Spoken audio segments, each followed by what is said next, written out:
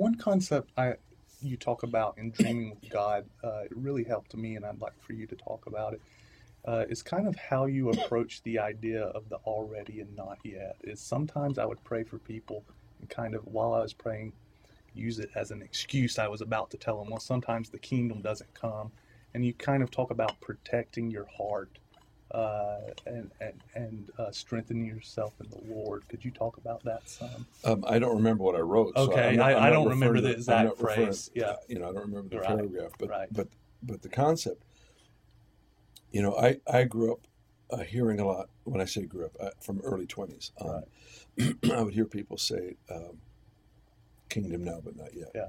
which is a powerful phrase, and Right. it's really a healthy. It helps us to see the tension of two realities. Right.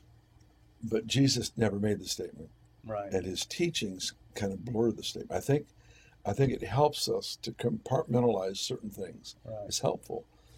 But when I first began to hear it, it was like a revelatory statement that helped us to realize the two realities.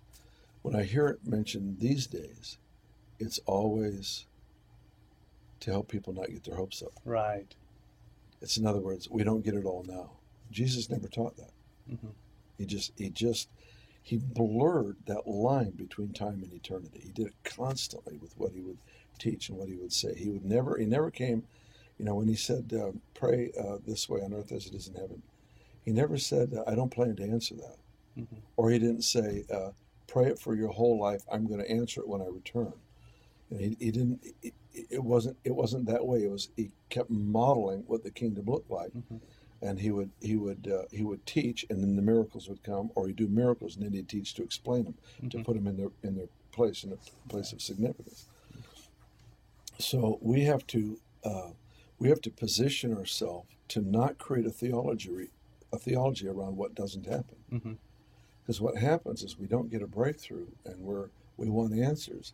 And so we end up creating a theology that actually sustains the lack of breakthrough. The disciples were the most trained in the miraculous. Before Jesus died, he works with these 12. They were the most trained and experienced in the miraculous, I believe, of anyone to ever live up till that time. I don't think Elijah, even in his power, experienced what they experienced on a daily basis those 3.5 years. Mm-hmm.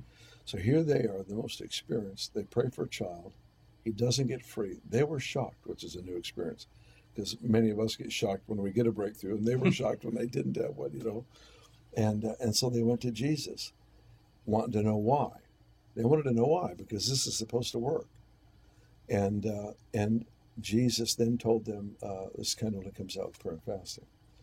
The point being, there are reasons why. Mm. And the lack is not on God's end of the equation. Mm. Would Jesus have told them later why? I don't know. Mm-hmm. I think, when I'm emotionally hurt by a loss and I ask why, I'm not really asking for reasoning. I'm hurting and I need to be healed. Mm-hmm. If we can learn to ask why and not challenge God, but have him take us deeper into the kingdom, I think he'll start giving us answers to some of the lack of breakthrough that we have. We've had some losses around here this last year that have been just the worst I've ever experienced, the worst I've ever seen. Mm-hmm. And I've never gone through a year of loss in the midst of some of the greatest breakthroughs I've ever seen. It's been in this last year. We've had, just personally as a church, tragedies. Every single household, everyone that I can think of right now, every single household affected by this loss is thriving. Every one of them. And it's strange. It's strange to see, because previously what was devastating actually devastated, and it just shipwrecked people's faith, shipwrecked their relationships, shipwrecked their home, their business, whatever. And everyone that I can think of, and I think it's 10 families in the last 18 months, have been absolutely devastated through tragedy. Every one of them are thriving. Why? Every one of them, before the crisis hit, had a firm cornerstone built in their life. And this cornerstone that we have to have established or we will falter. And that cornerstone is the goodness of God. Every one of them they are overwhelmingly convinced of God's goodness. It's never questioned. He is not blamed for tragedy. And they've learned, I think most if not all of them have learned not to blame themselves. Didn't I do enough? Didn't I pray harder? Should I fasted more? That only ends up in disappointment and tragedy.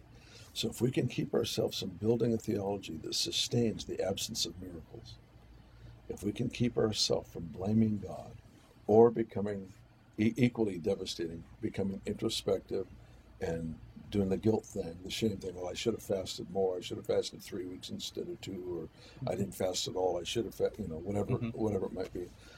Instead of going into that hole that is real tough to recover from, we've got to stay in the place where we are willing to live without answers. And it sounds strange to do this, but what I tell folks is if you want the peace that passes understanding, you'll have to give up your right to understand. You have to give up your right to an answer. There's something about mystery that is really vital for us. We in every area where we have great revelation, the Lord allows us to have a realm of mystery at the same time. Otherwise, it wouldn't be called the faith. You have to have things that you don't have answers for. It doesn't mean I won't ever have answers. It just means I have to give up my right to the answer to get the peace that passes understanding. Then in that place of stability, we say, God, we want to know why, because the next time a parent comes to me with a child that's dying, I don't want their child to die. I want to do what Jesus did, where he brought a solution, he brought an answer. He stepped in every case that was brought to him. He stepped in and brought a kingdom answer. And people are coming to me thinking they're coming to you.